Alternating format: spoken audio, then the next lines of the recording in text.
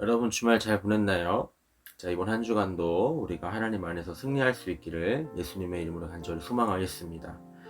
오늘은 5월 27일 월요일 누가복음 24장 44절부터 53절까지의 말씀을 가지고 함께 큐티하는 시간을 갖도록 하겠습니다. 1번 질문부터 보겠습니다. 예수님께서 제자들의 마음을 열어 무엇을 깨닫게 하시나요? 45절 말씀을 보겠습니다. 이에 그들의 마음을 열어 성경을 깨닫게 하시고. 여러분, 우리가 지난번에 살펴봤던 내용 중에서 예수님께서 엠마오로 가던 두 제자들에게 성경을 자세하게 설명하신 적이 있었고, 그 결과로 그 두 제자들의 마음이 어떻게 되었다고 했습니까?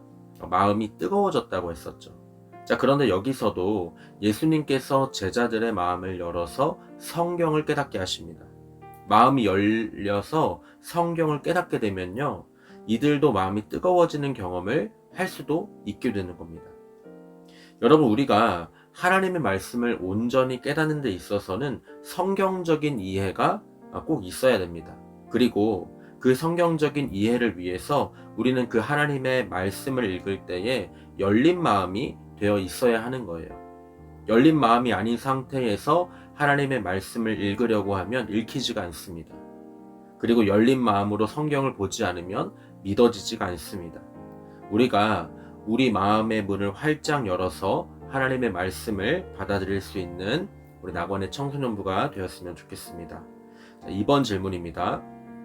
성경이 그리스도에 대해서 증거한 내용은 무엇인가요? 46절과 47절 말씀을 보겠습니다. 또 이르시되 이같이 그리스도가 고난을 받고 제3일에 죽은 자 가운데서 살아날 것과 또 그의 이름으로 죄사함을 받게 하는 회개가 예루살렘에서 시작하여 모든 족속에게 전파될 것이 기록되었으니. 자, 증거한 내용에 대해서 말씀을 하고 있는데 핵심적인 내용이죠. 예수님이 고난을 받고 제3일에 죽은 자 가운데서 살아날 것과 즉 부활을 말씀을 하고 있는 겁니다. 그리고 죄사함을 받게 하는 회개가 예루살렘에서 시작해서 모든 족속에게 전파될 것이 기록되었으니. 여러분, 죄사함을 받게 하는 회개에 대해서 말씀을 하고 있는데, 자, 회개는요, 예수님의 공생애를 시작한 때부터 예수님의 모든 사역과 또 십자가 순환과 부활 사건에 이르기까지 전 생애를 걸쳐서 계속된 것이 바로 이 회개였습니다. 자, 그래서 이 회개의 최종적인 목적은요, 우리 인간이 모든 죄로부터의 해방되어서 새로운 존재, 정결하고 깨끗한 존재로 살아가게 되는 거예요. 자, 그런데 여러분, 지금 우리 세상을 보면 어떨까요? 정결함과 깨끗함은 부재한 것 같습니다. 정말 많은 그리스도인들이 세상을 변화시키기 위해서 기도하고 노력하지만 세상은 계속해서 세속적이고 음란한 영으로부터 벗어나지 못하는 현실입니다. 자, 그럼에도 불구하고 세상을 변화시키기 위해서 세속적이고 음란한 영으로부터 벗어나기 위해서 그리스도인들이 지속적으로 해야 되는 일은 무엇일까요? 복음 전파입니다, 여러분. 복음이 모든 족속 가운데 전파가 되어야 하는 것. 여러분, 마태, 마가, 누가, 요한 이 사복음서 결론 부분을 보면요, 모든 사복음서 결론이 모두 복음이 전 세계를 향해서 확장되고 선포되어야 하는 것을 말씀해주고 있어요.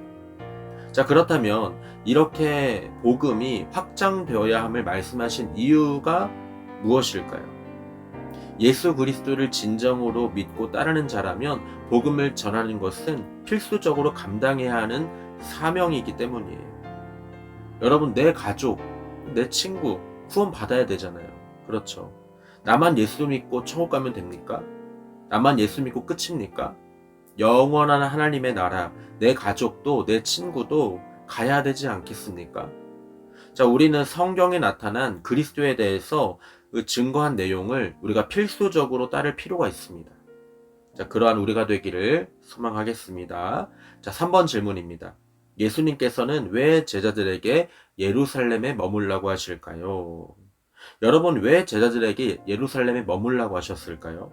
우리가 이 질문을 하기 전에 한 가지 살펴보고자 할 것이 있어요.